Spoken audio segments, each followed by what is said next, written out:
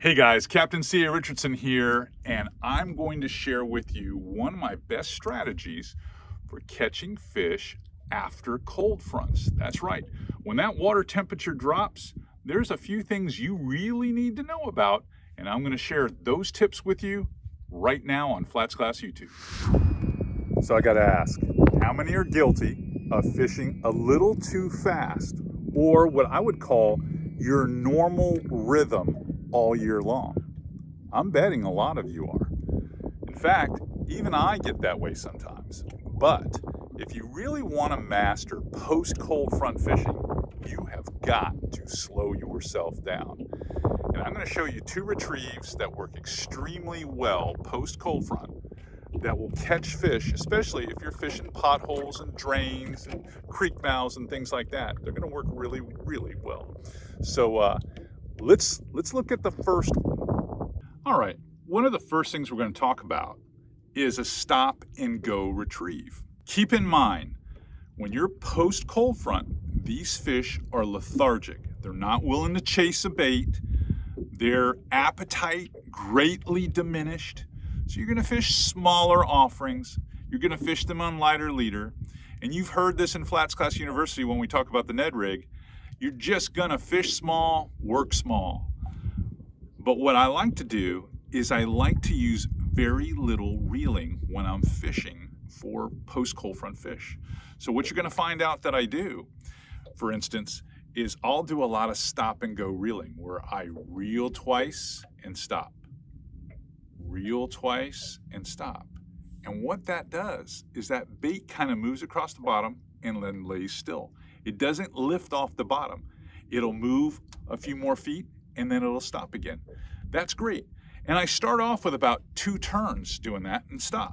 If it's not working, you just keep shrinking the number of turns. Then I'll go to 1 turn and stop.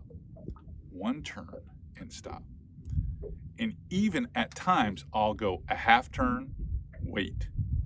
A half turn, wait a second. A half turn. And when you see that bait on the bottom, which is hard to show you here in a YouTube video, that bait just moves a few inches and stops. Half turn, you're probably moving it a little more than a foot. A full turn, you're probably moving it a good, 31, 32, 33 inches. It's amazing. If you're not paying attention, you can be out of the strike zone in a big hurry. So remember, limit your reeling. Reeling slow doesn't mean reeling like this.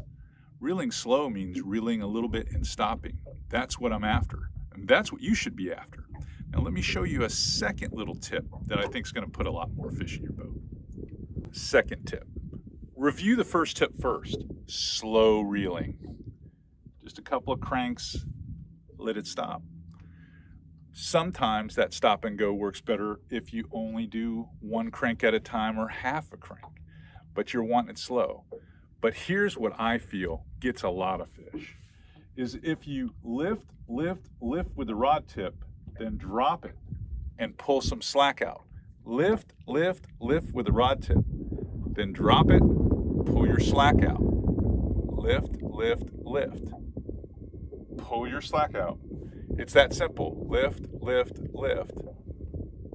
Pull your slack out. That retrieve, here's what it does. The bait, if you're trying to mimic a shrimp, will pop off the bottom a little bit and then fall slowly down. As soon as it hits the bottom, you're taking the slack out, and then when you lift again, it's just going to pop, and then it's going to fall again.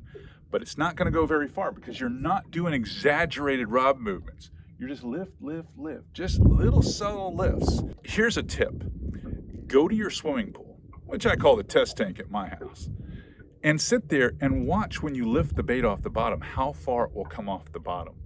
It's just a small lift. That's it. Lift. Let it fall to the bottom. Take 2 cranks up to get the slack out. Repeat. You're going to lift it after a period of time repeating this motion, and there's going to be weight there. You're either going to be hung up on the bottom or you're going to have a fish on. And it's as simple as that. But the stop and go reeling and the lift, fall, take slack up and repeat, those two are going to catch you a few fish. Now I want you to watch this video of my friend Mark Gordon. I had him out on the deck of my boat the other day, and I'm pushing him around, and he's throwing to redfish, doing that stop and go retrieve on some spooky reds. Take a look at what happened. Low and slow, works every time. That was crazy. I think I was fouled with grass when I brought it to them. They're looking in the grass, Yeah. so it doesn't matter. They're looking in the grass. You play him out a little bit, we're gonna get him in here. I mean, he is a horse. This deep water fishing, crazy, isn't it? I told you that he would never take that. I felt like I was dragging it right on his head.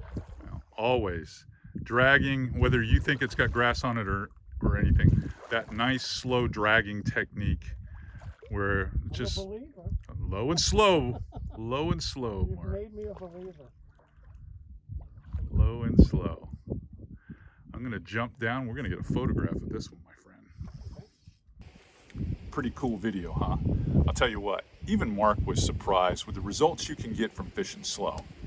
And while we were away, I actually caught a redfish. That's right. I got a redfish on a little Ned rig doing what I was preaching. Reel, stop. Reel, stop. That technique catches fish. Remember, post cold front, you want to catch fish. This guy's holding his breath. I'm going to throw him back in the water. Do that. You're going to catch a lot of fish. Guys, it's something simple. Very, very simple.